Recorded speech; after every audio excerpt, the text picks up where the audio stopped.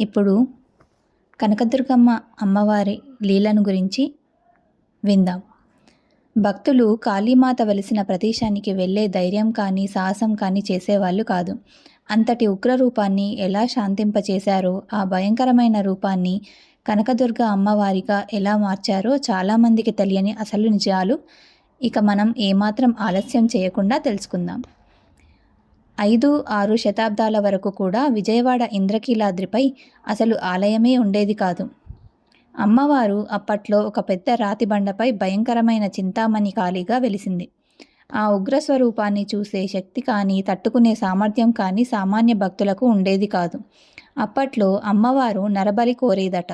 సాయంత్రం అయితే చాలు ఉపాసనకు వచ్చేదట. గలగల గలగల గజ్జల శబ్దాలతో చీకట్లో తిరిగేదట. సాయంత్రం 6 దాటాక మనుషులు ఎవ్వరూ కూడా తలుపులు తెరిచేవారు కాదు. అప్పట్లో మాధవవర్మ అనే రాజు విజయవాడ ప్రాంతాన్ని పరిపాలించేవాడు. అతను అమ్మవారి భక్తుడు. ఆయన రాజ్యాన్ని ఎంతో ధర్మబద్ధంగా పరిపాలించేవాడు. అతనికి సంతానం లేకపోవడంతో రోజూ అమ్మవారి చెంతకు చేరుకొని పూజలు చేసేవాడు. అమ్మవారు కరుణించడంతో ఆ రాజుకు ఒక పుత్రుడు జన్మించాడు. ఇదంతా ఆ కాళీమాత అనుగ్రహమే అని అతను అమ్మవారికి మొట్టమొదటగా ఆలయాన్ని నిర్మించాడు అని చెప్తారు. కాలక్రమేణా ఆ పిల్లవాడు ఎంతో క్రమశిక్షణగా పెరుగుతూ వచ్చాడు. ఒకరోజు ఆ యువరాజు ఒక కొత్త గుర్రాన్ని తన రథానికి కట్టుకొని సవారీకి ఇంద్రకీలాద్రి వైపు వెళ్తాడు. అలా సవారీ చేస్తూ చేస్తూ ఉండగా సాయంత్రం చీకటి పడుతూ వచ్చింది. అదే సమయంలో కొండపైన నిరుపేదైన ఒక స్త్రీ తన ఇంట్లో వారికి ఆకలి తీర్చడానికి చింత చిగురు కోస్తూ ఉంటుంది. చీకటి పడితే అమ్మవారు సంచారానికి వస్తారన్న భయంతో ఆమె తన పిల్లలను తీసుకొని గబగబా అక్కడి నుండి కొండ దిగుతూ వస్తుంది. యువరాజు కూడా అమ్మ ఉపాసనకు వచ్చే వేళ అవుతుంది కదా అని రథం వేగాన్ని పెంచాడు. అసలే సంధ్యవేళ. పైగా ఆ కొత్త గుర్రం దూకుడికి దారంతా దుమ్ములేస్తూ వచ్చింది. అంతలో ఆ పిల్లవాడు ఆడుకుంటూ ఆడుకుంటూ వేగంగా వస్తున్న రథం వైపు వెళ్తాడు. యువరాజు చూసుకోకపోవడంతో రథం ఆ పిల్లవాడి శరీరంపైకి దూసుకెళ్తుంది. అంతలో ఆ బిడ్డ తల్లి గట్టిగా కేకలు వేసింది. ఆమె అక్కడికి వచ్చి చూసేసరికి ఆ పిల్లవాడి ఒళ్ళంతా రక్తం. తల్లి చేతిలోని ఆ పిల్లవాడు ప్రాణాలు కోల్పోతాడు. ఆ తల్లి ఏడుస్తూ ఆ పిల్లవాడి కళేబరాన్ని తన 2 చేతులపై ఎత్తుకొని తమ ప్రాంతాన్ని పరిపాలించే రాజైన మాధవవర్మ కోట దగ్గరకు చేరుకుంటుంది. అక్కడున్న ధర్మగంటను గనగన మోగిస్తుంది. ఎవరికో ఆపద వచ్చిందన్న భావంతో మాధవవర్మ పరుగు పరుగున అక్కడికి చేరుకున్నాడు. ఆ తల్లి పడుతున్న యాతనను ఆ రాజు చూడలేకపోయాడు. తల్లి, జరిగిన విషయం అర్థమైంది. నీ బిడ్డ ప్రాణాలు తీసిన అతడు ఎవరైనా సరే రేపు సంధ్యవేళకు వాడి తల తెగిపడుతుందని ఆమెకు మాట ఇస్తాడు. కానీ ఆ రాజుకు తెలియని విషయం ఏమిటంటే తెలియకుండా ఆ పిల్లవాడి ప్రాణాన్ని తీసింది యువరాజేనని. భటులను పంపించి విషయాన్ని ఆరా తీయగా మొత్తం బయటపడుతుంది. ధర్మపరుడైన రాజు తనకు పుట్టిన ఏకైక సంతానమైన శిక్ష పడాల్సిందే అనుకుంటాడు. అందుకు ఆ యువరాజు కూడా తన తండ్రితో, మహారాజా, నేను తెలియక చేసినా తెలిసి చేసినా తప్పు తప్పే. మీరు ఏ శిక్ష విధించినా నేను ఆనందంగా స్వీకరిస్తాను అని చెప్పి తన తండ్రికి నమస్కరిస్తాడు. మంత్రులు, రాజు కుటుంబీకులు ఎంత వారించినా వారు వినలేదు. ఆ పిల్లవాడు ఏ చోటైతే చనిపోయాడో అదే చోటికి ఆ యువరాజుని తీసుకెళ్తారు. జనాలు గుమిగూడారు. రాజు ఆదేశించిన సైనికులకి ఆ యువరాజుని చంపడానికి చేతులు రాలేదు. ఇక మాధవవర్మే తన చేత్తో కత్తి పట్టుకుని ఆ యువరాజుని నరికేశాడు.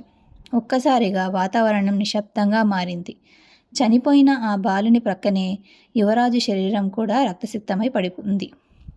అక్కడున్న వారి కళ్ళల్లో నీళ్లు తిరగాయి. ఆకాశంలో మేఘాలు కమ్ముకొని మబ్బులు కార్చిస్తున్నాయి. ఇదంతా గమనిస్తున్న ఆ తల్లి దుర్గమ్మ ఆకాశం నుండి కనకవర్షం కురిపించింది. చుట్టుపక్కల జనాలు ఆ బంగారు నాణాలు వర్షపు చినుకుల్లా పడుతుంటే జనాలు వాటిని పోగేసుకుంటున్నారు. ఆపుకోలేని కన్నీళ్లు రాజు కళ్ళల్లో ఒక ఉద్దట్టున పొంగాయి. ఆ కారు మేఘాల వైపు చూశాడు. అతనికి అందులో దుర్గమ్మ కనిపిస్తున్నట్లు అనిపించింది. తల్లి, నీ వరప్రసాదాన పుట్టిన నా పుత్రుణ్ణి నీవే బలి కోరావా? అంతటా అతన్ని పుట్టించడమేలా తల్లి అని విలపించాడు. దుర్గమ్మ పలుకుతుందా అన్నట్టు ఉరుములు ఉరిమాయి. ఆ అమ్మలగన్న అమ్మ దుర్గమ్మ మహిమతో చనిపోయిన యువరాజు, ఆ పిల్లవాడు ఇద్దరూ ప్రాణాలతో తిరిగి వచ్చారు. ఆ విషయం చూసిన జనాలు గుండెల్లో ఏదో అనూహ్యమైన భావం కలిగింది. చనిపోయి తిరిగి బ్రతికిన పిల్లవాడు తల్లి దగ్గరికి పరిగెత్తుకుంటూ వెళ్ళి అమ్మా అంటూ హత్తుకున్నాడు. ఆ తల్లి ఆనందానికి అవధులు లేకుండా పోయాయి. యువరాజును పట్టుకుని రాజు గట్టిగా ఏడ్చేశాడు. నన్ను క్షమించు తండ్రి అని యువరాజుని గట్టిగా కౌగిలించుకున్నాడు. ఆ రోజు అమ్మవారు కనకవర్షం కురిపించారు కాబట్టి అప్పటి నుంచి అమ్మవారిని ప్రజలందరూ కనకదుర్గమ్మగా పూజిస్తారు. కానీ అమ్మవారి ఉగ్రరూపం ఆ తర్వాత కాలంలో కూడా అలానే ఉంది. అలా కొన్ని సంవత్సరాలు గడిచిపోయిన తర్వాత అమ్మవారిని శాంతింప చేయడానికి ఒక సిద్ధపురుషుడు వచ్చాడు. ఆయనే ఆదిశంకరాచార్యుల వారు. ఆయన ఇంద్రకీలాద్రిపై ఎన్నో పూజలు చేసి అమ్మవారిని శాంతింప చేయడానికి శ్రీచక్రాన్ని ప్రతిష్ఠింపచేశారు. ఉగ్రరూపంలోనూ కళలను మార్పు చేసి ఎక్కడో తెలియని చోట నిక్షిప్తం చేశారు. మరికొంతమంది అయితే అప్పట్లో ఆలయంలో 4 అడుగుల కొత్త విగ్రహాన్ని ప్రతిష్ఠించారని, ఇప్పుడున్న విగ్రహం కూడా అదేనని చెబుతూ ఉంటారు. ఇప్పటికీ కూడా ఆ శ్రీచక్రం విజయవాడ కనకదుర్గమ్మ వారి ఆలయంలోనే ఉందని అంటూ ఉంటారు. ఇప్పుడు కూడా దుర్గమ్మ విజయవాడలో రాత్రిపూట ఉపాసనకు వస్తుందని, ఆ విషయం ఒక సీసీటీవీ కెమెరాలో ఈ మధ్యకాలంలో కూడా రికార్డ్ అయిందని చాలామంది చెబుతూ ఉంటారు. కొంతమంది ఇప్పటికీ చెప్పేది ఏంటంటే ఆ మహిషాసుర మర్దిని రూపం ఇప్పటికీ అలానే ఒక గుహలో ఉందని, అర్చకులు సంవత్సరానికి 1 లేదా 2 సార్లు అక్కడికి వెళ్ళి అక్కడ ప్రత్యేక పూజలు చేస్తూ ఉంటారని చెప్తుంటారు. అక్కడికి సాధారణ భక్తులు ఎవరు దర్శనానికి వెళ్ళలేరు, అనుమతి ఉండదు అని చాలామంది చెప్తూ ఉంటారు. ఏది ఏమైనా అమ్మవారిని శాంతింపచేసిన ఆదిశంకరాచార్యుల వారికి మనం మనసారా స్మరించుకుందాం. ఆ ముగ్గురమ్మల మూలపుటమ్మను మనసారా వేడుకుందాం. కథ కనుక మీకు నచ్చినట్టయితే లైక్ చేయండి, షేర్ చేయండి, కామెంట్ చేయండి. మరిన్ని మంచి మంచి కథల కోసం నా ఛానల్ సబ్స్క్రైబ్ చేసి నన్ను ఎంకరేజ్ చేయండి. Thank you.